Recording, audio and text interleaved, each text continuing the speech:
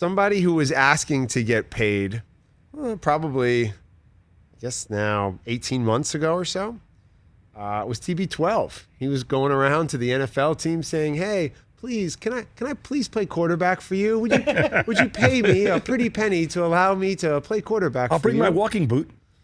That's Ben Roethlisberger. Oh, Ben, I'm sorry.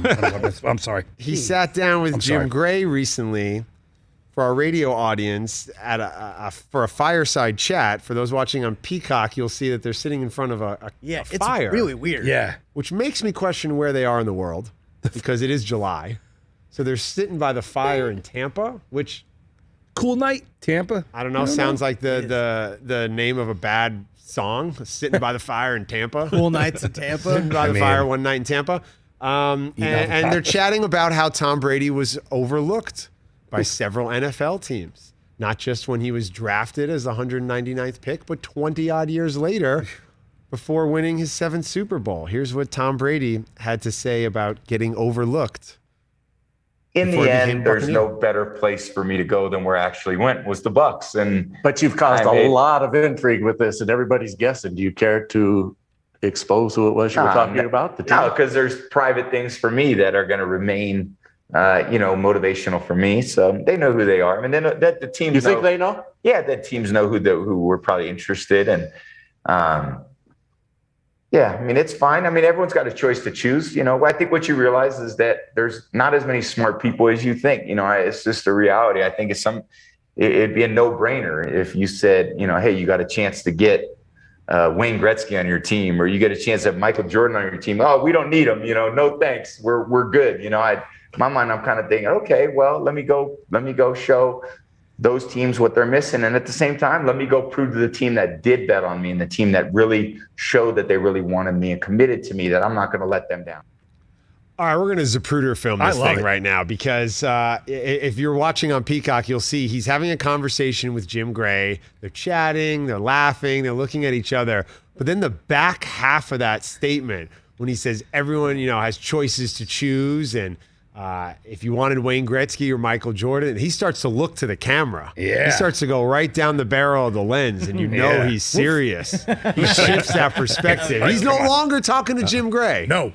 He's talking to someone. Yeah. He's talking to everyone. He's talking to the entire world.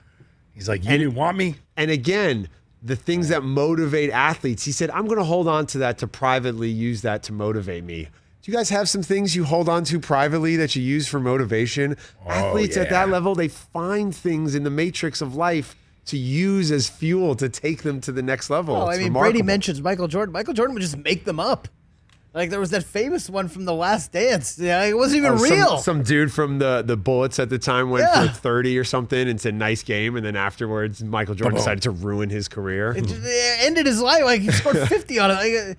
So, no, I mean, I don't really do that. They always say that with guys like Brady, guys like, Jordan. Candace Parker's known to be an ultra competitor. They just love to compete. Yeah. If you're playing ping pong and you beat them, they won't let you leave the table till they win.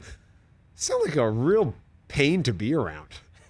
I don't want to go to mini golf and get into like a putt off. My brother's like trying that. to eat some fried dough and have a beer. What are you doing here? We can't go home. Can't go home till I hit it through the clown's mouth. So intense. My brother's like that.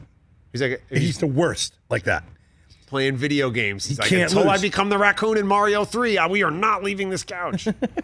Love to compete.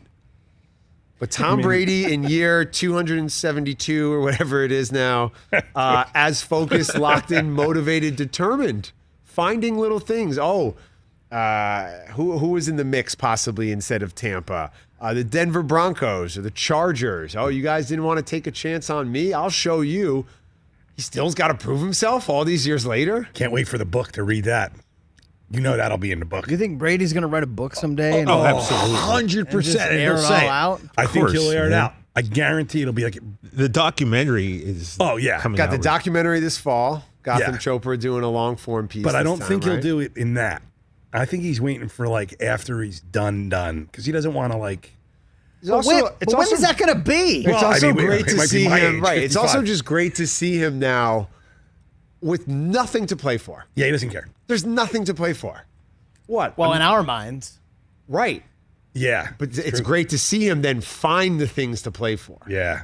Oh, these teams passed me up. Oh, this team that said yes to me, I got to prove to them The motivation. that was a great choice that they made. Yep. So while we're sitting here saying, oh, there's nothing for him to play for, he won a Super Bowl, he won the game of life, he's Tom Brady, he's playing in the match, he's got the cheekbones, the Tom Ford, the whole thing. Avocados don't make him fat. They do for everybody else if you eat too much.